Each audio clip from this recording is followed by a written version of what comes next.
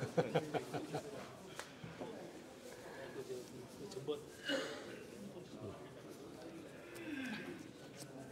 안녕하십니까. 지금부터 제105회 문화정당 포럼을 시작하겠습니다. 저는 진행을 맡은 문화정당연구소 상임이사 허민선입니다. 네, 반갑습니다. 저희가 매년 최소한 1년에 한 번 정도는 과학계에서 말씀하시는 전문가분들 또는 학자분들을 저희가 모셔서 강연을 준비해 왔습니다. 그래서 오늘은 특별히 서울대학교 공과대학 재래공학부 명예교수님으로 계시는 강태진 교수님께서 환경과 기술혁신이 이끌 미래산업과 ESG라는 주제로 강연을 준비해 주셨습니다. 사실 저 개인적으로는요, 강태진 교수님보다는 학장님이라는 호칭이 더 익숙합니다. 제가 2009년도 한 14년 전인데요, 은행 임원을 할 때 제가 서울대학교 공과대학의 그 최고위 과정 중에 FIT 프로그램이 있습니다. 거기 참여할 때 그때 당시에 학장님이 강태진 학장님이셨고요. 환영 인사도 해주시고 가끔 강연 중간에 오셔서 격려도 해주시고 그랬던 기억이 있고요. 굉장히 멋지시고 또 젠틀한 분으로 제가 기억하고 있습니다. 이렇게 특별한 장소에서 다시 한번 학장님 뵙게 돼서 굉장히 반갑습니다. 네, 그런 말씀을 오늘 듣기 전에요. 저희 동관상장연구소 정원찬 이사장님께서 나오셔서 인사 말씀 해주시겠습니다. 나오실 때 큰 박수로 맞이해주시기 바랍니다.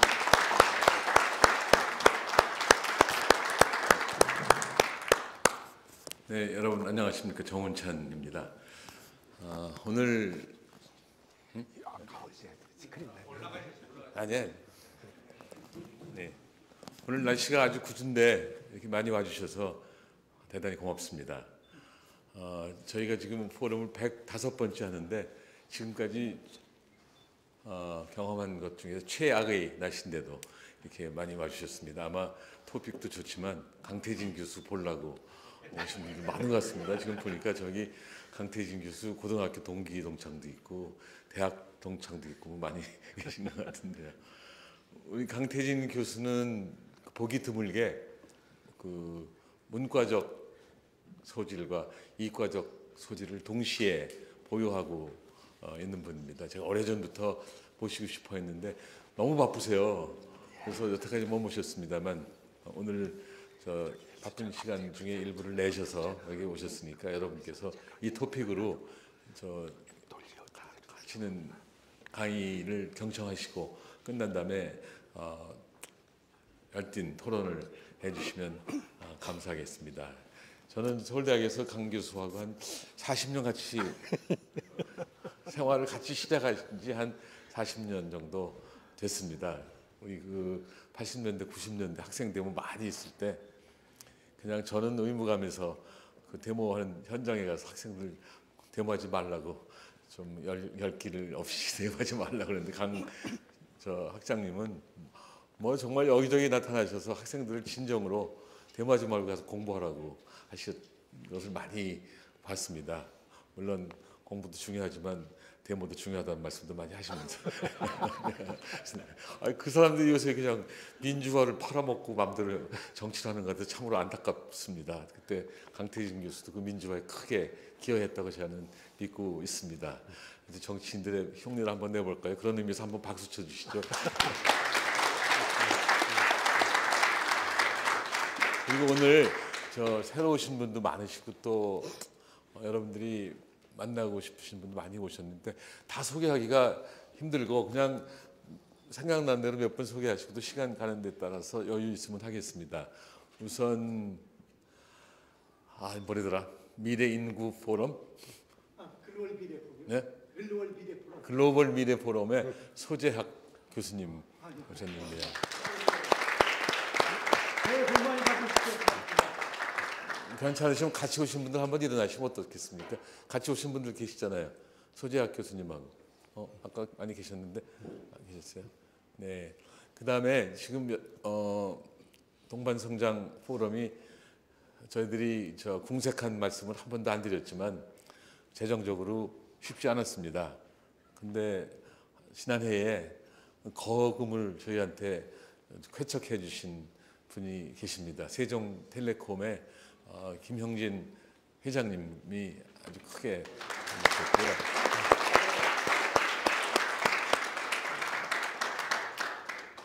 뿐만 아니라 또 지금 하는 그 눈에 띄는 프로그램이 하버드 비즈니스 스쿨에서 그 의식을 하면 IMP일 것 같은데 한국인들을 대상으로 하버드 교수들이 강의하는 프로그램이 있는데 거기 오늘 총책임하시는 황인경 선생은 안 오셨지만 전체 책임을 지시는 윤태근 선생이 오셨는데 한번 얼굴 좀 보여주시겠어요? 네.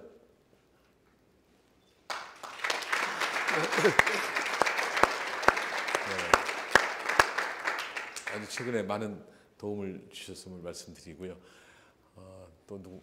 그다음에 저희가 지금 역점을 두고 있는 게 세대가 자꾸 연결돼야 되잖아요. 50대, 40대, 30대 이런 식으로. 그래서 지금 한 30대, 40대 분들 몇 분 오셨어요. 이다현 씨 계세요? 예, 그래서 이다현 씨가 책임지고 5분 모시고 오는데 앞으로 훨씬 더 모시고 온답니다. 그래서 청년 동반성장 포럼을 앞으로 운영할 겁니다. 이것과 별도로.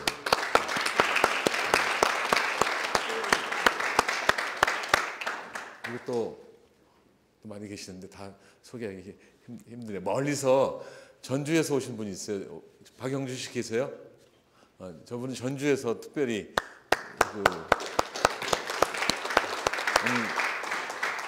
프로그램을 보러 왔고 아마 강 교수 보러 왔겠죠. 저한테 오랫동안 저를 지도를 많이 해왔습니다. 저보다 훨씬 젊으신 분이지만 사익 추구하지 말고 공익 추구하라고 아주 그냥 막 매를 때려가면서 하시는 분이 이 박영주 씨인데 전주에서 오셨고 그다음에 멀리 창원에서 오셔서 경남은행에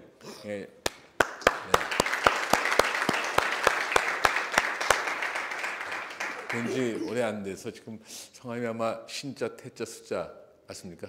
네, 신태수 선생이시고요. 좀 이따 강 교수한테 마이크를 넘기고 도중에 또 기회 있을 때마다 설명을 드리겠습니다. 강 교수께 박수 한번 치시죠.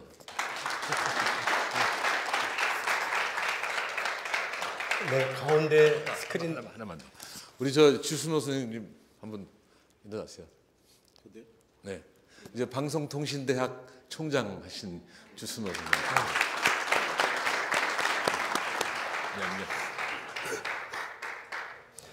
오늘 자리가 굉장히 어렵습니다. 저희 은사님이신 박재현 교수님 떡하니 제일 앞에 앉아 계시고 또 우리 이호인 선생님 이하 여러 우리 교수님들 앞에서 마이크를 잡으니까 조금은 제가 좀 어렵습니다. 이걸 치워주시는 게 좋지 않겠어요? 요거 좀 내려주시죠. 저기 아니야. 아니, 저쪽 끝으로 여기 보이게.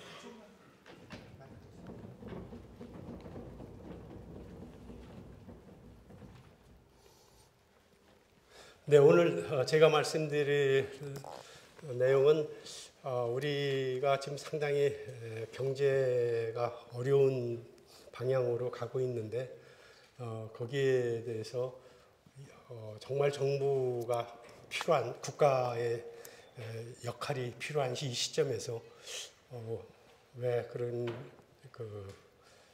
것이 제대로 안 되고 뭘 해야 될지 한번 같이 여러분하고 말씀드리고 싶습니다. 이게 좀 이상하네. 왜 이렇게 됐죠? 안 먹어.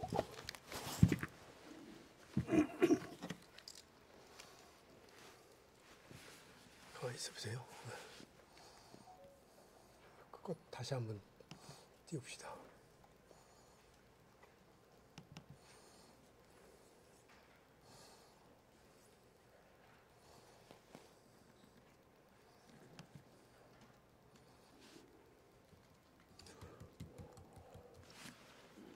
이걸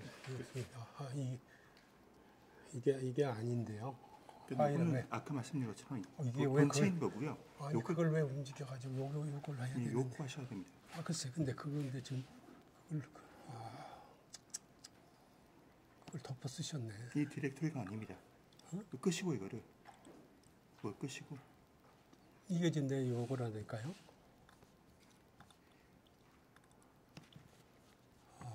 그걸 안 만졌어야 되는데 그랬네요. 죄송합니다. 이거 빨리 저거 하도록 하겠습니다. 말씀하시면 제가 하겠습니다. 네. 요거 요거 좀 띄워보세요.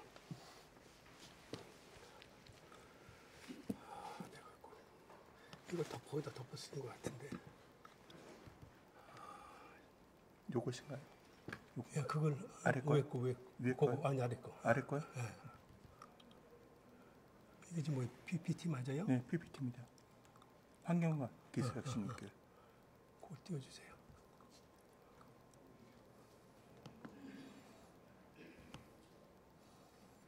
안 열리죠? 여기.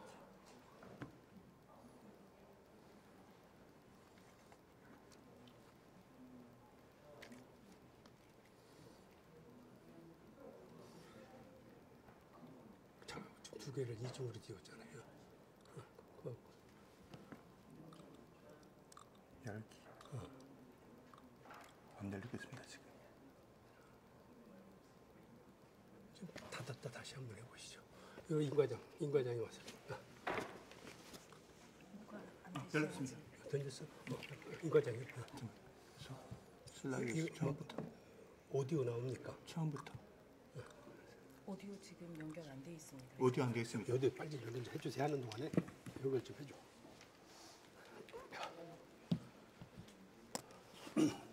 이거 맞지? 마이크 이거. 그거야? 네. 여기 오디오 선 좀 연결해 주시겠어요? 오디오 선좀 연결해 주세요. 연결 좀 해주세요. 돼 있어요? 돼 있다. 오케이. 잠깐만 앉아 있어봐.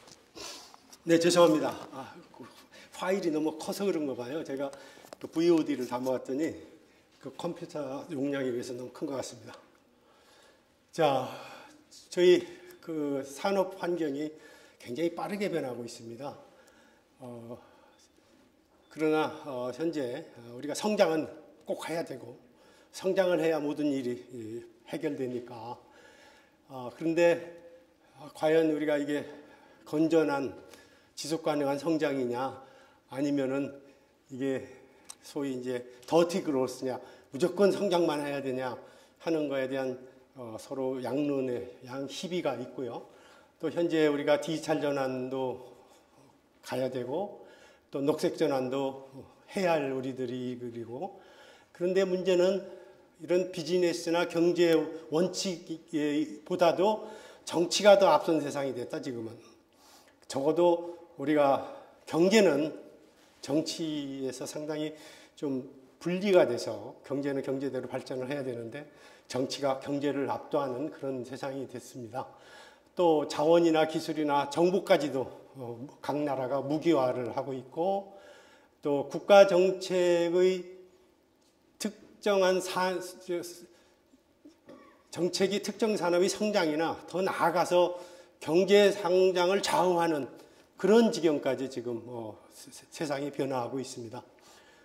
또 우리 소위 Deglobalization of Globalized World 이미 세계화가 지난 30여 년간 잘 진행되어 왔는데 이제 글로벌 더 이상 미중 디카플링을 해야 되고 봉쇄를 해야 되고 하다 보니까 결국은 우리가 리저널라이제이션 해야 되겠다. 더 이상 이제 글로벌 가격을 중심으로 한 가장 효율적인 비즈니스 운영 모델이 더 이상 존재할 수가 없다. 가격보다도 더 중요한 것들이 우리를 압도하고 있다. 그런 세상이 지금 열리고 있다는 것이고요.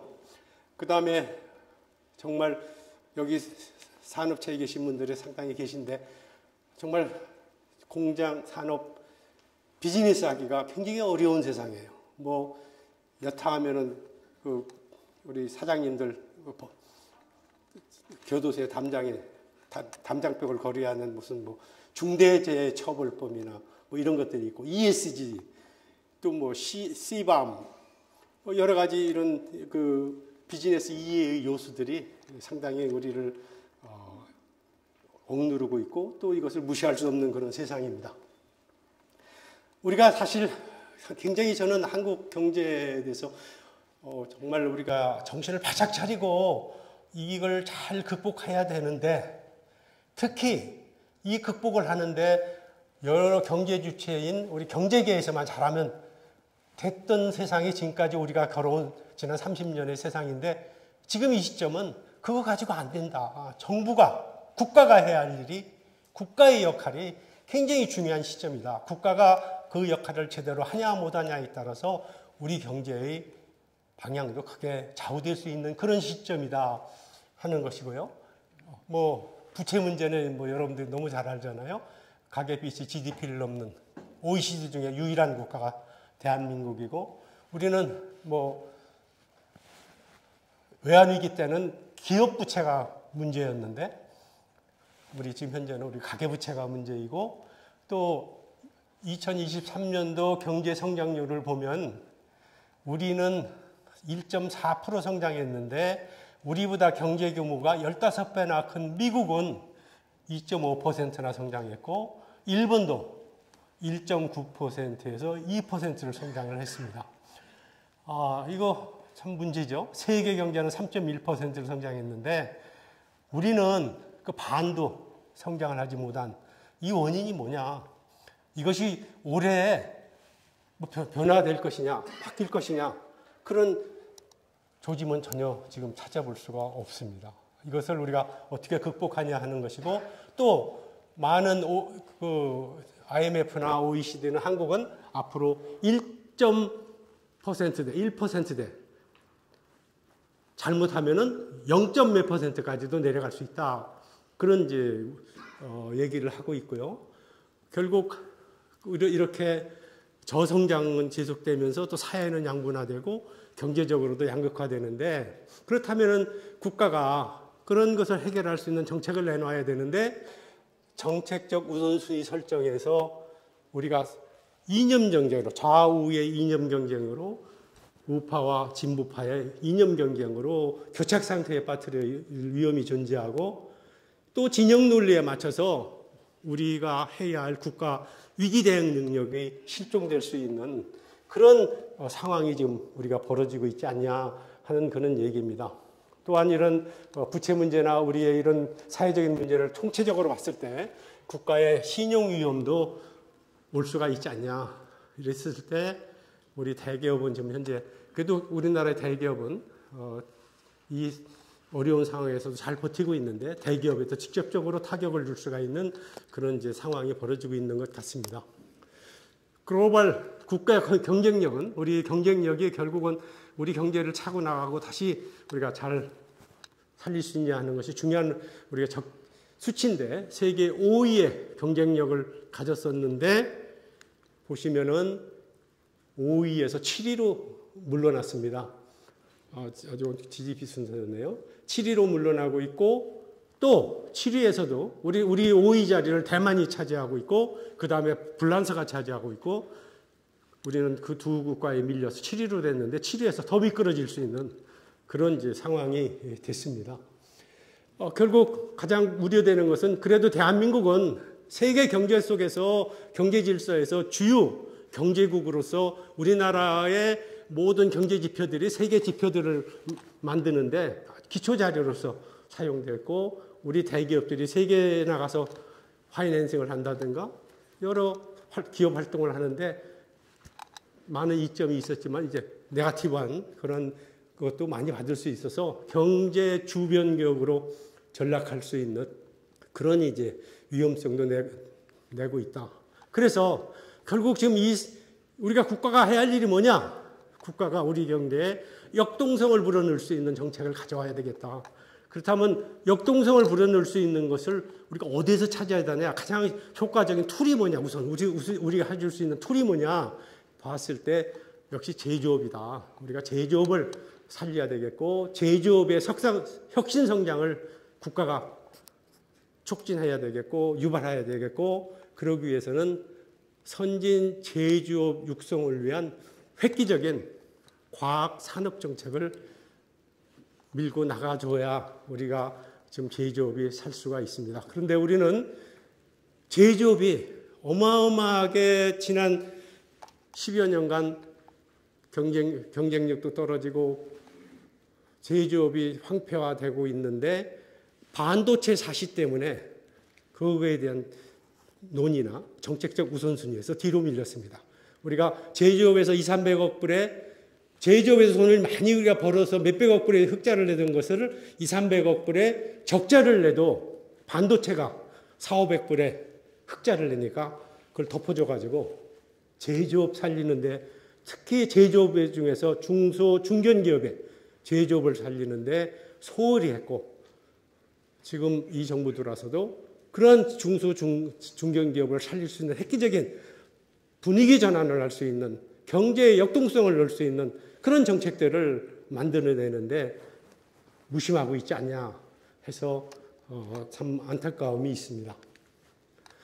저희 글로벌 GDP 순서를 보면은 저희가 10위권, 11위권을 내내 유지하다가 13위로 떨어졌고 그 13위에서도 더 14위, 15위로 떨어질 그런 상황에 처하고 있습니다. 자, 우리 대한민국이 역사적으로 보면은 흥한 것도 제조업에서 지난 우리 대한민국의 발전은 제조업에서 우리가 성공을 했고 또 역사적으로 보면은 우리가 산업혁명 전에는 세계를 리드했던 게 중국입니다. 중국이 빨간색이 중국인데요. 이게 세계 제조업에서 차지하는 비중이었는데 산업혁명이 1775년에 우리 제임스 와트의 스팀 엔진이 만들어짐으로써 동력이 생기니까 공장이 생겼고 공장이 생기니까 수공업에서 하던 그 효율보다 거의 뭐 100배 이상의 그런 생산성 향상으로 인해서 소위 이제 영국이 산업혁명이 딱 나타나서 100년이 지난 이 시점에 보니까 영국이 가장 큰 그런 제조업의 강국이고 중국은 쪼그라들어서 푹 쪼그라들었죠. 결국은 중국이 지난 150년간 치욕의 역사를 만든 것도 이러한 제조업에서 완전히 밀렸기 때문에 국가의 부가가치를 창출할 힘이 없었기 때문에 결국은 치욕의 150년을 겪지 않았나 그렇게 생각됩니다. 최근 들어서 중국이 다시 중국제조 2025와 같은 그런 캐치프라이스로 세계 공장 역할을 지난 90년대 이후부터 지난 30년간 잘해왔습니다만은 그래서 세계 경제에도 기여를 하고 소위 글로벌라이제이션, 세계 경제의 글로벌 공급망을 만들고 가장 싼 곳에서 생산해서 가장 부가가치가 높은 곳에 파는 그런 세계 시장에서의 그런 기업 활동들이 사실 지난 30년간 대한민국 경제는 이 글로벌화에 가장 큰 혜택을 본 나라 중에 한 나라입니다. 그런데 이제 그것이 종식을 구하고 소위 리저널라이제이션, 다시 지역의 그런 영역에서의 경제 활동으로 우리가 제한을 받는 그런 이제 세상이 다시 돌아오고 있습니다. 각국의 GDP 비중을 보면 대한민국은 제조업 비중이 굉장히 높습니다. 26%입니다. 제조업은 고용에 가장 그 효과가 큰 산업 섹터입니다. 그런데 미국 경제는 11%밖에 되지 않냐. 우리가 왜 제조업을 가야 되냐. 우리도 줄여야지 제조업으로. 그러면서 서비스업으로 가야 된다. 이렇게 말씀하시는 분도 계십니다. 미국 경제의 원천은 아직도 제조업입니다. 근데 왜 11%밖에 안 되냐? 저기에 소위 미국 경제는 서비스업. 서비스업이 뭐냐? 기술을 바탕으로 한 서비스업이에요. 우주항공이나 소프트웨어나 플랫폼 경제나 이런 기술을 바탕으로 한 서비스업이 많이 발달했기 때문에 상대적으로 제조업이 줄어든 것이지 제조업이 줄어들어서 11%가 된 게 아닙니다. 여러분들 IRA 바이든 정부가 인플레이션 리덕션 액트 그 내용을 들여다보시면 뭐냐? 제조업 살리기예요. 미국으로 제조업을 가져오게 하는 거. 이것이 IR 미국 정부나 독일 정부나 왜 제조업은 100원을 부가가치를 만들면 제조업에서 서비스업 기타 제조업이 되면서 제조업에 필요한 로지스틱스나 법률이나 디자인이나 설계나 마케팅 서비스나 이런 데에서 약 100원에 대해서 260원, 270원, 약 3배의 효과가 있고 고용 면에서는 제조업에서 한 명의 고용이 생기면은 미국 경제는 대략 6명의 파급 고용 효과가 있다는 통계가 있습니다. 대한민국은 제조업의 부가가치가 낮기 때문에 우리는 로마진 제조업을 많이 하기 때문에 우리도 그래도 거의 한 명을 고용하면 우리 서비스업에서 2.5명, 6명, 7명의 그런 고용 효과가 나타난다고 경제 지표에서 나타나고 있습니다. 자, 그래서 우리가 이런 걸 보면은 잘못 해석하시는 분들이 있어요. 경제하시는 분들. 우리 제조업 이제 한국 못한다. 우리 빨리 제조업 문 닫고 서비스업 한다. 그냥 서비스업이 뭡니까? 미국의 서비스업.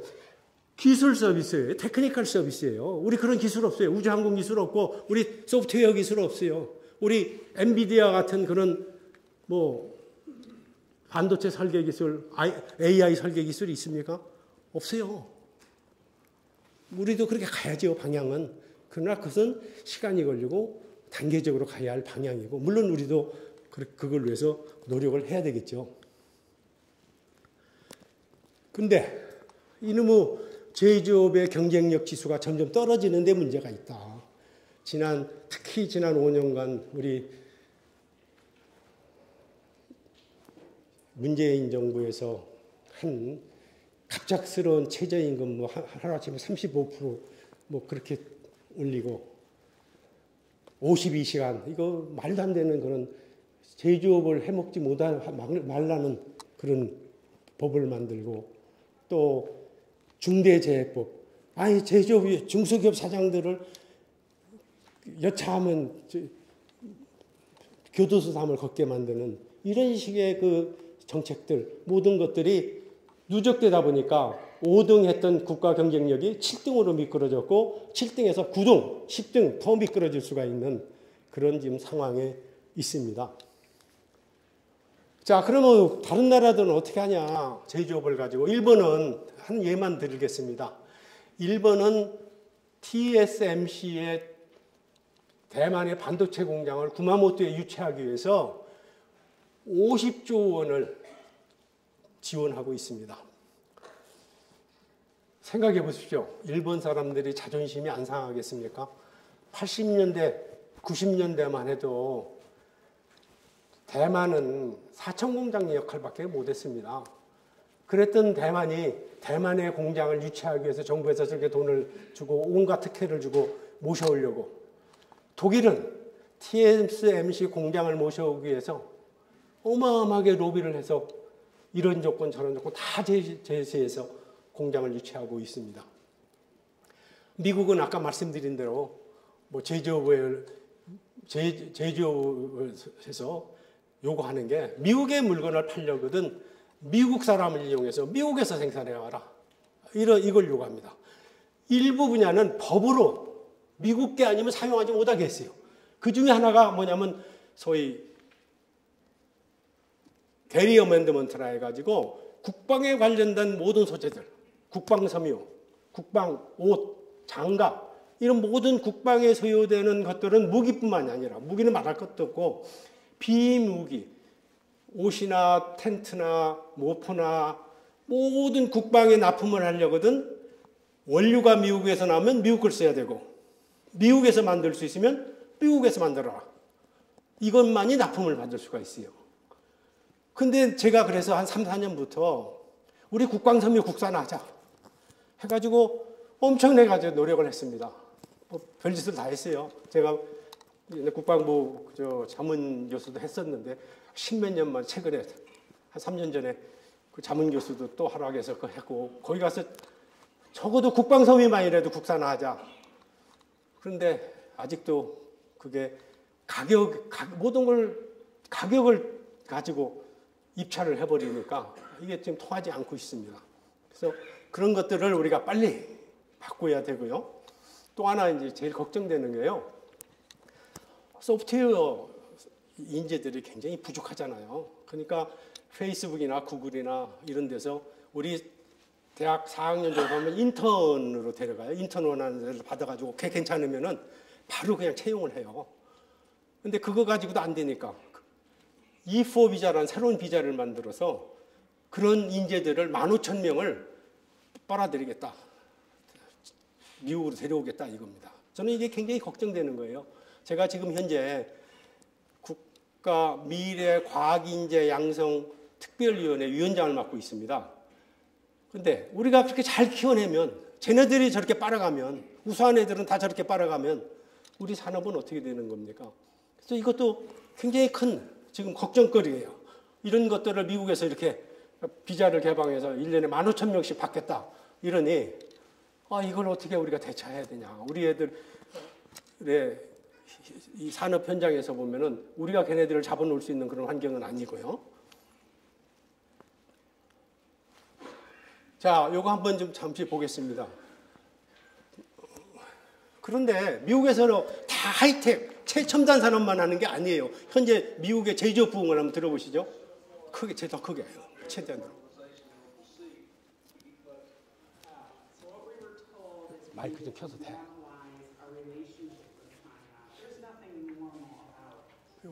볼륨 좀 올려줄 수 있는 사람 없나요?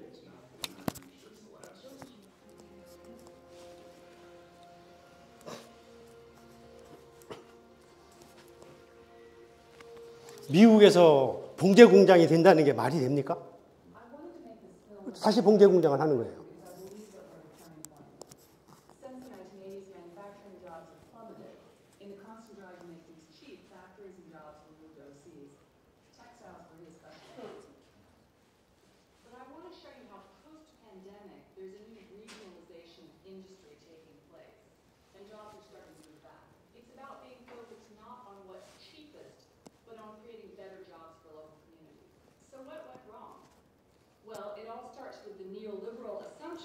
That it didn't matter for the well-being of a country whether you were making computer chips or potato chips.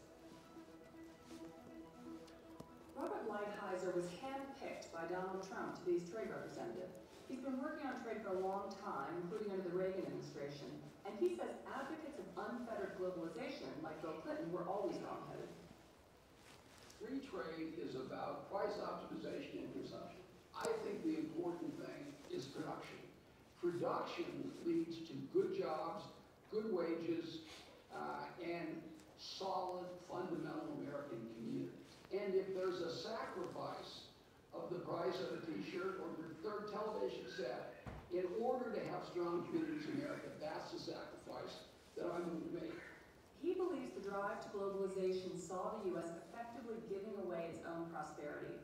Trade deals like NAFTA between the U.S., Canada, and Mexico, and also the entry of China into the WTO assumed that the U.S. could outsource its industrial base while focusing mainly on service sector jobs, and that as global trade grew, countries would become freer and more like the U.S. There was this kind of hubris that the world had changed, and that market forces forever now were going to move us in the direction of economic growth and freedom throughout the world, and all these notions, which are lovely, except you just don't exist. No generation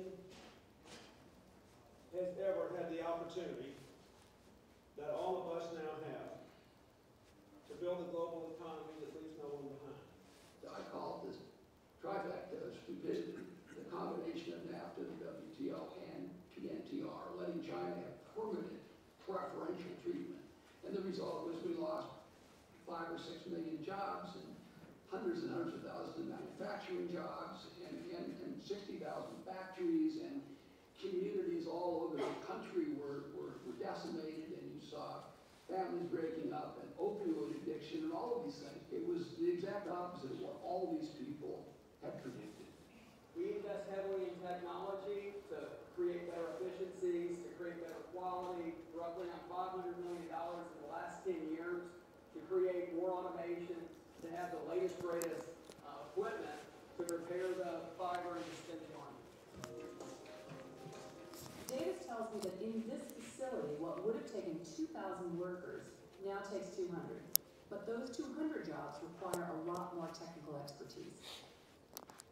For Parkdale, it's all about being able to compete in a global marketplace, leveraging efficient production in the U.S. to go up against the cheap cost of labor overseas. We're constantly striving to make things more automated in order to be able to compete, and I think that has been one of the reasons we're still here.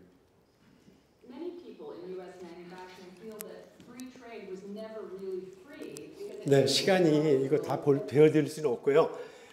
지금 보셨죠? 방적, 재직, 천짜는 거.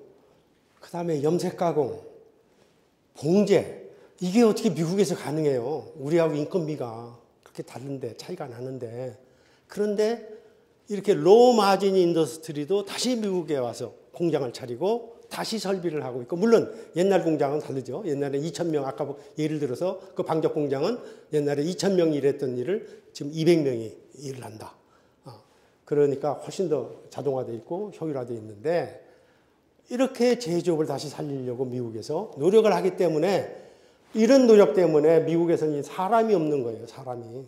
일자리. 지금 인터레스트 레이트를 낮춰야 되는데 고용이 예상치도 않게 지난달에 한 18만 명의 새로운 고용이 생길 거다 그랬는데 36만 명의 새로운 고용을 창출했잖아요. 사람이 없어요. 왜? 저는 제조업이 사람을 많이 필요하잖아요.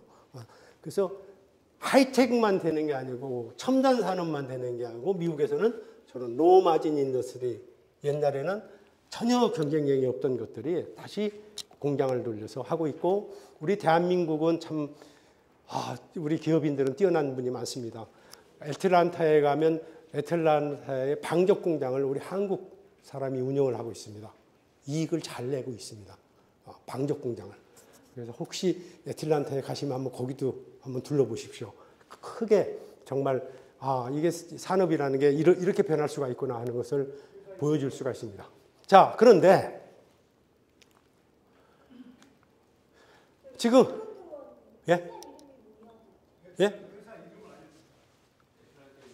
애틀란타에 우리 모 회사는 3일 방적입니다. 대구에 있는 3일 방적. 공장을 샀어요. 거기서 공장을 하고 있어요. 애틀란타에 방적 공장을 사가지고 한 5, 6년 됐을 겁니다. 자, 그런데 우리가 여러분들 지금 중소기업, 중견기업들이 지속 가능한 그런 기업이 이루어져야 되잖아요. 이루어져야 되는데, 예를 들어 가지고 지금 50년간 이 중견기업이나 중소기업을 키워오신 분들이 다 70대, 80대가 되셨어요. 다 이 상속이 문제가 되고 있어요. 그래서 미리부터 상속을 준비하셔서 2세가 경영 수업을 받아서 받는 회사들은 아주 스무스한데, 그걸 준비 못한 회사들은 다 지금 이제 문제가 되는 거예요. 이걸 팔아서 가는 것이죠. 자식들한테 뭐 주는 바. 자, 그랬을 때 과연 그 잘 나가는, 정말 가치를 잘 창출하는 중견기업이나 중소기업이 펀드한테 팔리고 제3자가 들어왔을 때 그렇게 잘 더 나갈 수 있냐 하는 그런 이제 문제점이 생기고 있고, 현대자동차를 보면은 현대자동차 산업이라는 것은 그렇습니다. 자동차 산업의 속성은 B2C와 B2B가 같이 맞물려서 돌아가는 그런 비즈니스 모델입니다. 왜 그런가 하면 퍼스트 밴더, 세컨드 밴더, 서드 밴더들이 B2B로 다 디자인을 하면은 사실은 현대자동차는 조립밖에 안 해요. 나머지는 다 1차 밴더, 2차 밴더들이 다 가져와요. 다시 말해서 현대자동차의 경쟁력은 1차, 2차, 3차 밴더의 글로벌 경쟁력이 곧 현대자동차의 경쟁력인데, 그 1차 밴더를 잘 하시던 분이 지금 70, 80대, 90대까지 되셔가지고 이제 회사를 팔겠다고 돌아다니시는 분 꽤 많잖아요. 자식한테 주고 싶어도 자식이 안 한다 할 자격이 안 되고, 현대자동차의 미래가 작년에 참 우리 경제 어려울 때 굉장히 큰 역할을 해줬잖아요. 거의 1,000억 불을 우리 수출을 해서 정말 어려울 때 큰 역할을 해줬는데, 이것도 이제 저는 걱정이 되는 거예요. 이게 정말 1, 2세대가 잘 돼야 되는데 이런 어려움을 좀 겪고 있다. 결국은 오죽하면 이 상속세를 국가의 약탈이라고 해서 누가 책을 썼더라고요. 누가 저한테 보내왔어요. 제가 뭐 차세대 미래전략연구원 뭐 이런 걸 얻는 분이 저보고 꼭 좀 맡아달라고 해서 가서 우리 같이 우리 상속세 문제라도 제대로 좀 해결하게 정말 제대로 공부해가지고 제대로 정책을 한번 입안해서 내놔보자. 그러고 다녔더니 저한테 이 책을 보내줬어요. 그래서 내가 제목을 보고 요새는 저렇게도 제목을 쓰는구나. 국가의 약탈이 뭡니까 이게? 근데도 이런 책들을 만들어내고 있고요. 자, 그렇다면 우리가 어떻게 해야 되냐? 결국은 미래 유망 산업의 제조 파운더리로 우리가 치고 나가야 되겠다. 제조업을 살려야 되겠다. 그러기 위해서는 미래 선진 산업, 여러분들 선진 산업과 그냥 제조업하고 구별을 하시죠. 일반 산업하고 선진 산업이라는 것은 이런 거예요. 우리가 100명의 종업원이 있다면 이 100명이 그냥 단순 노동을 해서 누구라도 내일에도 그만두면 바꿔서 돌릴 수 있는 공장. 이건 그것이 100명이든 1000명이든 10,000명이든 그냥 우리 일반 제조업이고요. 그 중에 한 20%, 한 20명은 소위 STEM 교육, Science, Technology, Engineering, Mathematics. 기본 사이언스의 베이직이 있어서 그 사람, 배운 사람만이 그 역할을 할 수 있는 그런 종업원이 20% 정도는 차지하는 기업. 이것을 우리가 선진산업으로 정의를 합니다. 다시 말해서 사람 10,000명 데리고 청소부 일 열심히 한다고 선진산업 아니라는 거죠. 그건 우리 발전의 한계가 있으니까. 이런 사람만이 새로운 기술을 개발하고 새로운 투자를 하고 새로운 사업을 나갈 수 있기 때문에 우리가 이걸 선진산업은 크게 나누면 선진제조, 선진 서비스 산업, 그 다음에 에너지 산업. 우리 요새 뭐 이렇게 큰 세 개의 카테고리로 나눌 수 있는데 선진산업에서 실질은 70%가 제조업이다. 선진 제조업이다. 이렇게 말씀드릴 수 있고, 그러기 위해서는 우리가 반도체만 파운더리가 있는 게 아니고 제조 파운더리를 선진 산업의 선진 제조업의 파운더리를 우리가 국가가 만드는데 국가 정책적으로 이것들을 좀 끌고 나가야 된다. 그 중에는 반도체나 전기차나 소위 스몰 모듈라 리액터, 원자력 소형 원자로라든가 소위 이제 바이오 헬스 관련된 산업들 이런 것들이 있고, 물론 디지털 전환은 아까 말씀드렸고요. 이 탈탄소도 이제 남의 일이 아니고 우리한테 직접 다가오고 있으니까요. CBAM을 2025년 내년부터 CBAM 이제 유럽에 물건을 팔려면 소위 카본 보더 어드저스먼트 메커니즘, 국경 탄소세라고 얘기하죠. 이것이 내년도에 시행이 되는 26년 죄송합니다. 내년이 아니라 내후년이죠. 내후년 2026년부터 시행이 되는데 그 내후년이면 금방이잖아요. 지금부터 우리가 준비 안 할 수가 없잖아요. 준비를 해야 되겠고, 그리고 또 우리 박진우 교수님 저기 앉아 계시는데 대한민국의 스마트 팩토리를 자대로 해야 되겠다 해서 열심히 했어요. 근데 정권이 바뀌니까 그 프로그램을 다 없애버렸어요. 그 정권하고 관계없이 우리 산업이나 과학기술은 가야 되잖아요. 그런 것을 해야 되는데 더 스마트 팩토리를 넘어서 이제 기가 팩토리, AI 팩토리 이런 식으로 진일보한 그런 이제 팩토리 개념들이 지금 계속 현장에서 좀 작용돼 가고 있죠. 자, 그런데 실제 1970년대에만 해도 기업하는 사람들은 기업의 이익만 최대로 내면은 최고의 경영자였어요. 기업의 이윤. 만약에 기업이 이윤을 내지 못하면 그것은 사회에 병을 끼치는 그런 기업이다. 그렇게 우리가 평가를 했습니다. 자, 그래서 기업의 이윤이 첫째 가치였는데 소위 CSR이라는 개념이 들어왔어요. Corporate Social Responsibility. 기업의 사회적 책무다. 기업의 사회적 책무가 뭐냐? 소위 이제 기업이 호혜 차원에서 지역의 빈민들한테 도와주고 혹은 소외된 계층에 학자금을 내주고 이런 식의 소위 호혜, 기업에서 베푸는 거죠. 베푸는 차원이었어요. 물론 그에 앞서서 우리를 가장 먼저 깨우게 했던 것은 환경보호입니다. 소위 에코프렌들리 프로덕션, 환경을 해치지 않으면서 우리 기업 활동을 하는 그런 것, 생산 활동을 하는 거였고요. 한 걸음 더 나와서 하버드 대학의 비즈니스 스쿨의 마이클 포터 교수는 소위 Created Shared Value, 소위 CSV라는 죄송합니다. 이거 안 꺼놔가지고 제 전화기를 안 꺼놔가지고 CSV 마이클 포터 교수의 소위 가만히 보니 내 기업이 이윤을 내고 번성을 하는데 내가 섞은 소사이티, 가 같이 발전해야 시장도 커지고 사회가 발전하면 나의 기회도 더 커진다. 같이 클 수가 있다. 사회와 기업이 같이 클 수 있다. 아주 좋은 그런 CSV 개념을 우리가 내놨지요. 그것이 실질적으로 지금도 유효한 그런 개념이죠. 이것도 좀 왜 작죠?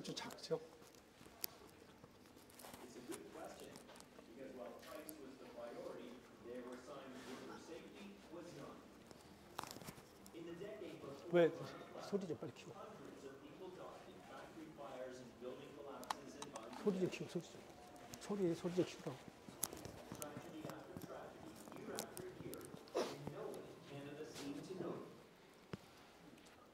소리 좀 키우라고. 아까 키웠었잖아.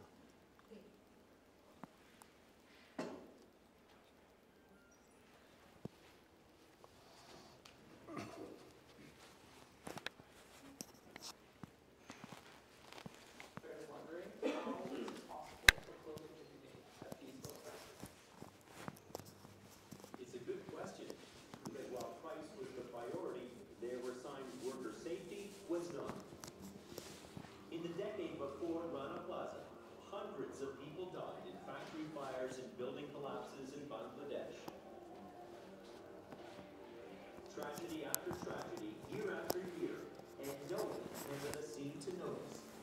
That changed on the morning of April 24th. 네, 이것이 소위 우리가 글로벌화의 그림자입니다. 최고 싼 곳에 가서 물건을 생산해서 그 다음에 거기서 생산한 것을 우리가 선진 시장에서 파는 소위 세계화의 그 분업이었고 그것이 소위 글로벌 서플라이 체인이었고 그것이 대한민국의 경제를 키우고 우리나라의 많은 기업들을 세계적인 기업으로 키우는데 큰 역할을 했습니다. 그런데 항상 관심사는 프라이스였습니다. 어디서 더 싸게 생산하냐. 근데 이것도 엄청난 기여를 했습니다. 아까 여기서 말씀드렸지만은 세계의 빈곤을 이 글로벌화가 3분의 1로 줄였습니다. 왜? 벵글라데시 같은 나라를 보십시오. 국민소득이 40불, 50불 하는 40불, 50불도 안 했어요. 그런 나라가 소위 이제 우리 영원무역과 같은 봉제 공장이 들어가서 한 7만 5천 명을 고용을 해요. 그럼 7만 5천 명을 정말 아무것도 없는 나라, 그 나라는 사람과 땅밖에 없는 나라 아닙니까? 거기 가서 고용해서 아주 디센트한 월급을 주고 거기서 먹고 살고 하니까 이런 글로벌화가 결국 세계의 빈곤을 해결하는데 큰 기여를 했습니다. 그런데 그렇게 효율만 따르다 보니까 이런 벵글라데시 대참사, 2013년에 라나프라자에서 이런 대참사가 일어난 겁니다. 1,100명이 죽었으니까요. 여러분들 기억이 생생하실 겁니다. 뭐 10년이 지나서 지금은 좀 그러실 수 있지만. 자, 이거 안 되겠다. 이렇게 해가지고는 이런 사업은, 이런 비즈니스는 지속 가능하지 않다. 해서 소위 이제 이 패션 비즈니스가 글로벌화를 가장 잘 이용했고, 가장 효율적으로 사용했고, 가장 혜택이 큰 비즈니스입니다. 여러분들 생각해 보십시오. 유니클로에 가서 10,000원, 20,000원짜리 티셔츠를 사면서 너무 싸다고 생각 안 드십니까? 어떻게 이 물건을 10,000원에 만들어?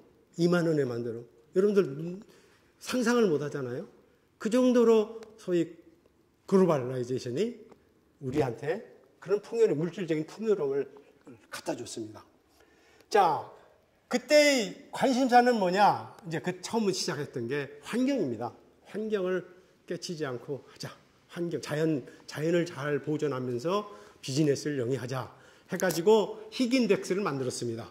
그래서 당신이 사용하는 화학제가 인체에 해롭냐, 안 해롭냐, 그거 제대로 처리하냐, 안 하냐, 자연을 위해서 어떤 일을 하냐, 이런 것을 인덱스화 해가지고 우리가 제공을 했습니다. 그래서 기업은 희귀인덱스에 들어가지고 나는 뭐 A급에 해당된다. 그러면 소비자들이 봤을 때 이 기업은 정말 자연을 잘 보호하고 환경을 잘 지키는데 기여하는 기업의 제품이다 하는 것을 내놨어요.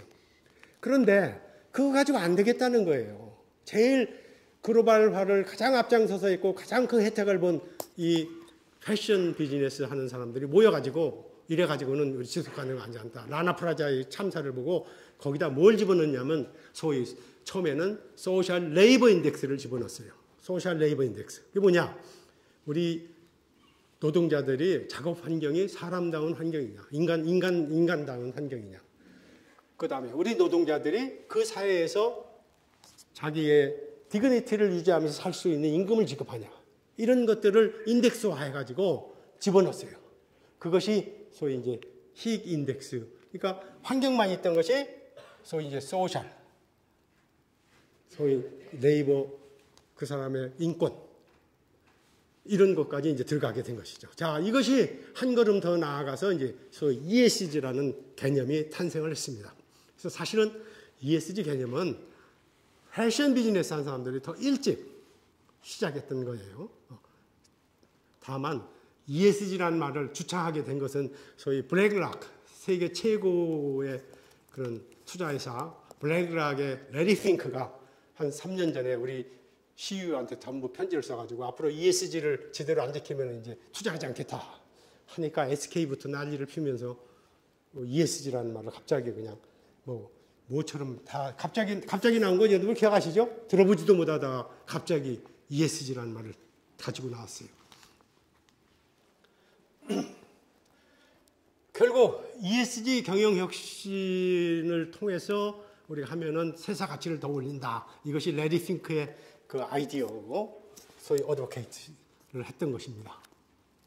실질적으로 이제 ESG 한 일환으로 서프라이 체인의 기업 실사이며 두 딜리전스를 실행을 하게 된 거예요. 그래가지고 예를 들어서 BMW 같은 경우는 자기 공급망에서 인권과 노동 관련 공급망 리스크를 제거하기 위해서 108개의 협력사에서 제외를 시켰어요. ESG를 제대로 안 지키는 기업에 대해서 제외를 시켰어요. 자, 이러니까 우리 모든 기업들이 안 따라갈 수가 없잖아요. ESG에 대해서 누구나 이제 전문가가 되고 따라갔던 것이죠. 자, 근데 이게 너무 오버슈팅을 한 거예요, ESG가.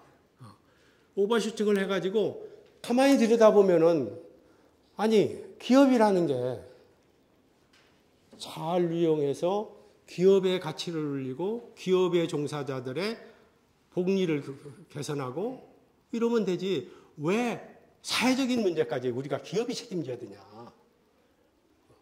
이건 우리 자유민주주의 시장 자본주의 이념하고 틀리잖아요. 안 맞잖아요. 물론 의도는 참 좋죠. 기업은 이해 당사자가 주주과 종업원만 있는 게 아니고 지역사회도 있고 나아가서는 나라 전체에 책임이 있다. 이런 논리를 확장을 막 그냥 중구난방으로 다 확장을 하니까 이게 시장 자본주의 원칙의 이념에 안 맞아요. 안 맞으니까 이제 어떤 일이 벌어지냐. 미국에서는 트럼프는 기후변화 자체가 폭스라고 한 사람 아니에요? 그러니까 이 주에서 법률을 만들었어요. 법률을 만들어가지고 ESG 안 돼. 전부 ESG 못하게 했어요. 우리 주에서는 그런 거 하지 마. ESG를 주창한 나라는 몇 개 안 됩니다. 캘리포니아 이런 데요. 콜로라도 자, 어떻게 반 ESG 법을 만듭니까? 몇 개 스테이트가 아직 전부는 아니지만요. 이런 걸로 우리가 결과를 가져왔고 결국은 ESG는 가만히 들여보다 보니 시장 자본주의 질서에 반한 이념이고 마이크 펜스는 뭐라고 얘기했냐. 이건 진보주의자들의 이념을 실현하기엔 어젠다야. 이렇게 마이크 펜스 부통령이 그렇게 얘기했죠. 또 가만히 들여다보니까 어느 날 갑자기 ESG 전문가들이 나타나가지고 ESG를 막 팔고 다니는데 보니까 자기 이익을 해서 그러는 겁니다. 자기 이익. 어떤 ESG에서 어떤 기회를 찾아가지고 새로운 비즈니스 기회를 찾으려고 그러고 자신의 어떤 그 기회를 찾으려고 하더라 이거예요. 그 다음에 소위 이제 블랙락은 세계 최고의 펀드 운영사인데 스테이트 펜션 펀드 같은 것을 맡잖아요. 그래서 몇 개 주에서 레드핑크 보고 너 당신은 그 어드보케이트 아니냐. 앞으로 브렉락에 있는 돈 따겠다. 그래서 몇 개 주에서 돈을 뺐어요. 펜션 펀드 같은 거. 우리 그런 식의 투자하는 회사에는 돈 안 맡겨. 그러니까 레리 핑크가 큰일 났잖아요. 그래가지고 최근에 어떻게 했냐. 이제 다시는 ESG라는 단어 안 쓰겠습니다. 손들었어요. 자, 우리 ESG가 뭐 나쁜 겁니까? 굉장히 좋은 거잖아요. 그렇잖아요? 우리가 그렇게 해야죠. 근데 어떻게 했어요? 항상 오버슈팅을 하면 이제 이런 결과를 가져오는 것이죠. 그래서 우리가 ESG에 대해서 다시 한번 우리가 생각해 봐야 되겠다. 결국 ESG가 추구하는 가치가 뭐냐? 자, 우선 ESG는 environmental. 이건 뭐냐? 인간이 사는 터전이 어디냐? 자연이다, 자연. 그러면 인간을 잘 보호하려면, 인간을 잘 대접하려면 자연을 보호하는 게 인간을 보호하는 거잖아요.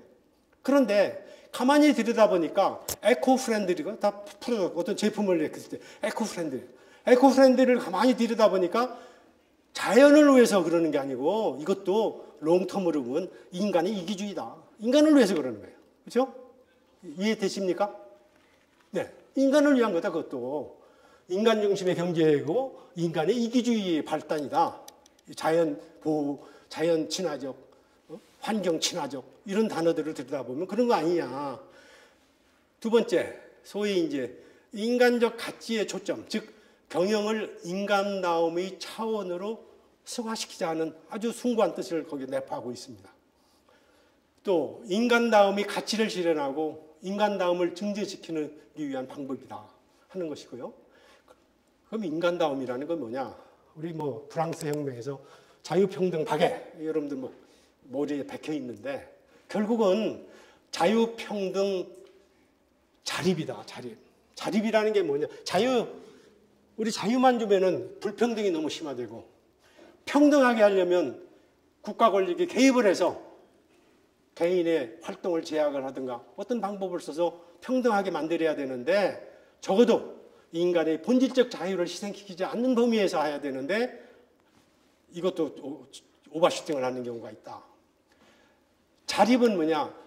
우리 시민은 경제적으로 자립이 돼야 독립성을 갖고 인간다움에 누구한테 속할 수가 있다. 장원제도에서는 다 농노들이 장원제도에서는 지주에 전부 속해가지고 생활을 살았잖아요. 근데 실질적으로 저런 자립을 가능하게 했던 것은 산업혁명 이후입니다. 산업혁명 이후에 소위 월급을 받는 노동자들 이런 사람들이 생기면서 우리가 중산층이 생기고 자립을 하게 됐던 겁니다. 그래서 결국은 산업혁명의 결과로 자립은 했는데 가만히 보니까 결국은 이게 자유 정의만으로는 이런 불평등을 해소할 수가 없다. 이게 그런 세상을 만들 수 없다라는 것이죠. 그래서 소위 이제 박애가 필요하다. 박애. 이것이 이제 소위 이게 ESG 경영의 기본 그런 이제 사상하고도 같다고 볼 수가 있습니다. 그래서 소위 윤리 사회를 이제 얘기하는데요. 이것도 들여다보면은 칸트에서 나오죠. 칸트에서 뭐가 나오냐? 사람을 수단이나 어떤 목적으로 수단이 아니라 목적으로 대해라 이런 얘기죠. 인간은 누구나 인간다운 행복한 삶을 영위할 권리를 타고났다. 그래서 윤리사회는 이러한 인간다운 삶이 보장되는 사회 이것이 윤리사회라는 것이죠. 그래서 결국은 ESG를 들여다보면 자유평등 자립정신을 키우는데 기여할 수 있는데 이 기회주의자들이 ESG를 가지고 그렇게 하다 보니까 이 정부에서 이제 ESG를 주에서 ESG 반 ESG 법을 만들기 지경까지 우리가 와 있는 것이 현 시점입니다. 자, 대한민국은 이걸 어떻게 잘 이끌어가야 될까? 여러분들이 고민하셔야 되고 여러분들이 그러한 스탠다드를 내놓으셔야 할 그런 책임이 여기 앉아 계신 분이 책임이 있습니다.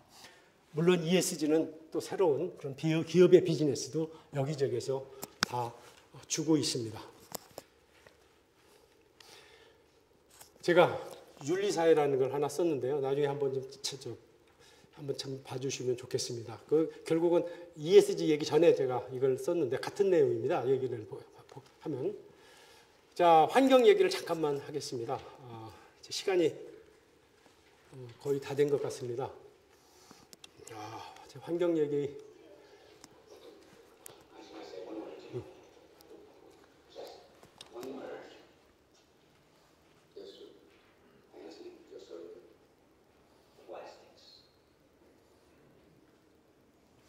이게 여러분들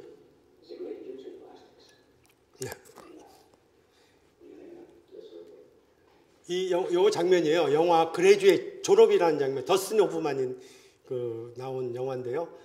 어느 씬인가 하면은 더스틴 호프만이 하버드 대학을 졸업했어요. 그러니까 아버지가 아들 졸업했다고 집에서 친구들 초청해가지고 파티를 열어주는데 아버지 친구가 와가지고 야, 너 앞으로 졸업했는데 뭐 할 거냐 하니까 아직 뭐 할지 몰라요. 아직 아무것도 몰라요. 그러니까 뒤로 싹 나가더니 야, 플라스틱의 미래가 있어. 플라스틱을 해. 이게 1970년대입니다. 영화가 68년도에 나왔으니까. 근데 불과 30년밖에 안 지났는데 우리 공해의 가장 큰 게 플라스틱 공해 아닙니까? 여러분들? 그렇죠? 일회용 용품 못 쓰게 한다. 뭐 이런 정책들을 막 내놓고 있어요.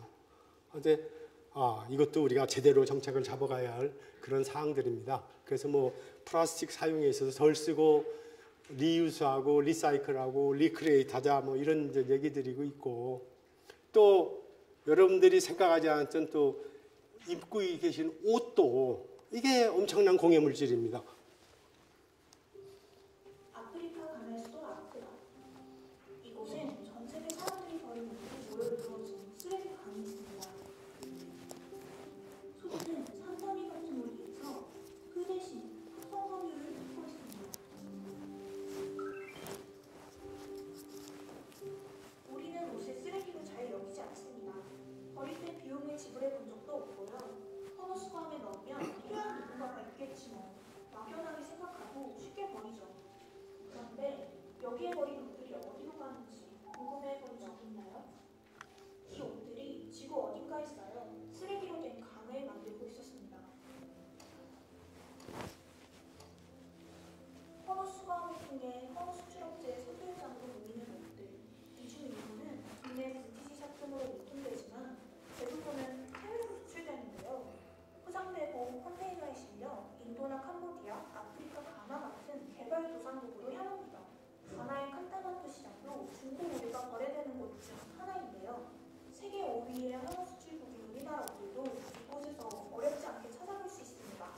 시장에 들어오는 옷은 매주 첫. 네, 시간이 없어서 여기도 여러분들 옷이 공해를 유발한다고 생각을 못 하셨죠? 왜? 저런 쓰레기통이 있으니까. 그거 여러분들 기억나십니까? 80년대 말까지 대한민국도 미국의 플라스틱 쓰레기를 수입하다가 여러 것을 만들어서 썼습니다. 미국은 쓰다 쓰레기를 한국에 수출했습니다. 우리는 2000년대, 90년대 말부터는 우리가 중국에 플라스틱 쓰레기들을 다 수출했습니다. 인도네시아, 필리핀, 중국. 근데 그 사람들도 가만히 보니까 이게 쓰레기 이렇게 해서는 안 되겠잖아요. 그런데 옷은 아직도 아무도 쓰레기라고 생각을 안 해요. 여러분들 가만히 한번 보세요. 집에 얼마나 많은 옷이 있습니까? 그러면 어떡하냐? 결국 한 번도 못 입고 있다가 잔뜩 사놨다가 돌아가시면은 뭐 한둘 태우고 다 쓰레기통에 버리시잖아요. 근데 이것이 지금까지는 저렇게 받아주는 곳이 있으니까. 아프리카, 동남아시아, 쓰레기라는 생각이 하나 들어요. 결국은 거기 가서 저게 공해 물질이 되는데. 그래서 이거 우리가 처리하자. 대한민국에서 충분히 처리할 수 있고 대한민국에서 앞서서 저는 연료화를 하자고 그랬어요. 시멘트 산업에서 연료를 쓰면은 좋은 연료거든요. 엄청나게 좋은 연료고 시멘트를 더 잘 만들 수가 있어요. 그래서 제가 아까 플라스틱도 그렇고 이 플라스틱도 왜 이게 가능하냐? 결국은 시멘트의 킬리는 2000도시에서 태웁니다. 여러분들 화장하잖아요. 다 죽으면은 내 몸이 어디서 왔어요? 내 몸이 원천이 어디서 왔어요?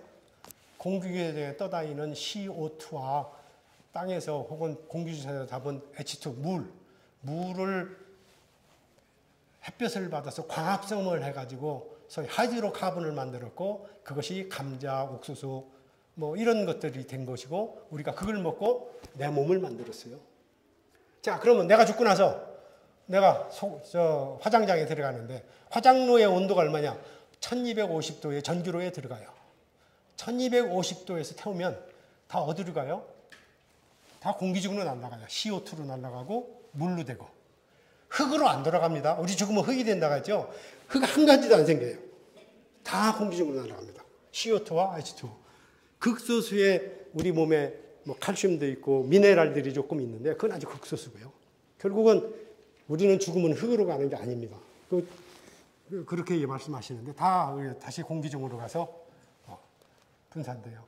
여기 2000도나 되니까 돌을 녹여서 만드는 게 시멘트거든요. 돌을 녹이려면 되게 한 1400도까지 올려야 돼요. 실제 오퍼레이팅 템퍼레이처는 그보다 높아야 되니까 1450도, 머테리얼 온도가 1450도가 되려면 주위 환경 온도는 2000도가 돼야 돼요. 2000도에 갖다 집어넣으면 인간이 만든 어떤 공해물질도, 어떤 발암물질도 다 자연의 CO2와 H2로 돌아갑니다. 전혀 공해물질이 나오지 않습니다. 그럼 얼마나 좋아요? 연료를 쓰고 완전 처리할 수 있는데. 근데 그러면 왜 미국에서, 선진국에서 이걸 안 하냐? 미국에는 해당이 안 돼요. 미국은 그 쓰레기를 모아서 시멘트 공장 보려면 2000km 가야 되고 3000km를 보내야 돼요. 2000km, 3000km 가는 공해가 더 많이 발생하잖아요. 대한민국은 200km 이내면 다 돼요. 보내는데. 우리 왜 이거 안 하냐? 그래서 제가 이것을 지금 열심히 뛰어다니면서 하려고 그러고, 우리 그렇게 되면 태평양에 쓰레기 섬이 엄청나게 많고 저거 어떻게 처리하냐, 저 지구적인 문제인데 대한민국이 저기 가서 저 플라스틱 쓰레기 갖다가 우리 연료로 쓰자. 그래서 저희 교수들이 한 30명 저하고 같이 모여서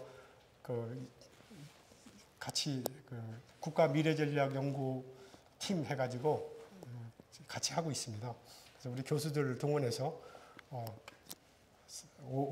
작년 말까지 우리가 시멘트 산업의 플라스틱 공해를 완전히 해결할 수 있는 방법을 저희들이 제시해서 보고서를 작년 12월 말에 내줬고, 올해는 옷 이거 어떻게 처리할 건지 처리하는 방법에 대해서 저희들이 프로세스를 정리해가지고 시멘트 업계에 주려고 준비하고 있습니다. 네, 오늘 강의가 조금 오버돼서 죄송합니다. 감사합니다. 이것으로 마치겠습니다.